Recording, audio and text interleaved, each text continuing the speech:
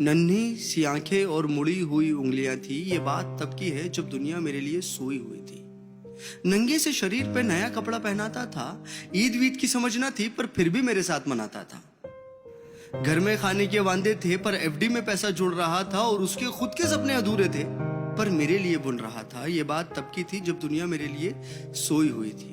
वक्त कटा, साल बढ़ा पर तब भी सब अनजान था। मैं फिर भी उसकी जान था। बिस्तर को गीला करना हो या फिर रातों को रोना, एक बाप ही था जिससे छीना मैंने उसका सोना था।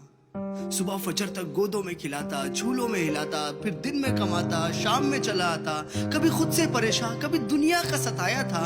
एक बाप ही था जिसने मुझे रोते हुए हंसाया था। अल्फाजों से तो गूंगा था मैं, पर वो मेरे इशारे समझ रहा था। मैं खुद इस बात से हैरान हूं आज कि कल वो मुझे किस तरह पढ़ रहा था। अब्बा तो छोड़ो यार, अभी आ भी निकला ना था पर वो मेरी हर फरमाइशों को पूरा कर रहा था और मैं भी उसके लाड प्यार में अब ढलने लगा था। घर से वो निकल ना जाए अब उसके कदमों पे नजरें रखने लगा था। और मुद्दे तो हजार थे बाजार में उसके पास, पर कब ढल जाएगा सूरज उसको इसका इंतजार था। और मैं भी दरवाजे की चौखट को ताकता रहता था। जब होती थी दस्तक तो वॉकर से झांकता रहता था। देख के उसकी शक्ल में दूर से चिल्लाता था। जो भी इशारे मुझे आते थे उससे उसे अपने करीब बुलाता था। वो भी छोड़ छाड़ के सब कुछ मुझे सीने से लगाता था। कभी हवा में उछालता था, कभी करतब दिखाता था मेरी एक मुस्कान के लिए। कभी हाथी कभी घोड़ा बन जाता था और सो सकूं रात भर सुकून के साथ। इसीलिए पूरी रात एक करवट में गुजारता था। इसीलिए पूरी रात एक करवट में गुजारता था। पर वो बचपन शायद अब सो चुका था और मैं जवानी की दहलीज में कदम रखने लगा था। उसकी कुर्बानी को उसका फर्ज समझने लगा था। चाहे वो फिर खुद बिना पंखे के सोना हो या मुझे हवा में सुलाना, या फिर ईद का वो खुद पुराना कपड़ा पहनना हो और मुझे नया पहनाना, या तपते हुए बुखार में वो ठंडे माथे पे रखी हुई पट्टियां हो, या मेरी हर जिद के आगे झुक जाना। वो बचपन था, वो गुजर गया, वो रिश्ता था, वो सिकुड़ गया और मैं उस कुर्बानी के बोझ को उठा नहीं पाया। इसीलिए वो शहर में कहीं दूर छोड़ आया। नया शहर था, नए शहर की हवा मुझ पे चढ़ने लगी थी। अपने बाप की हर नसीहत मुझे एक बचपना लगने लगी थी।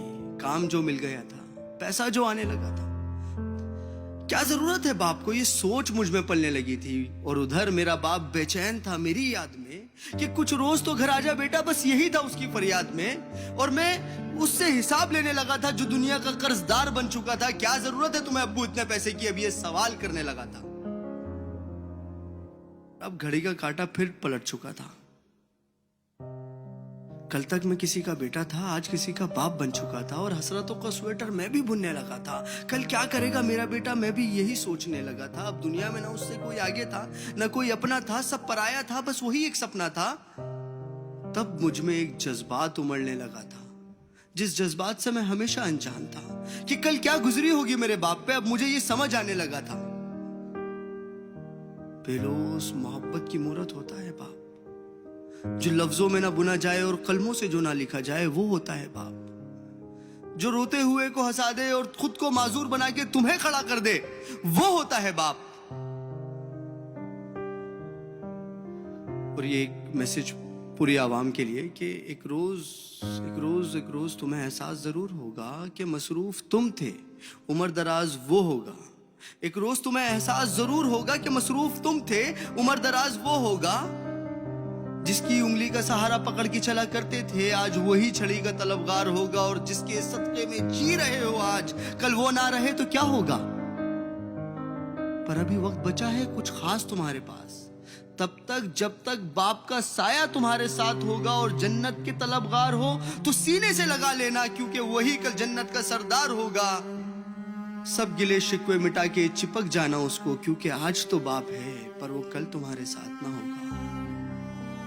कल तुम्हारे साथ ना होगा।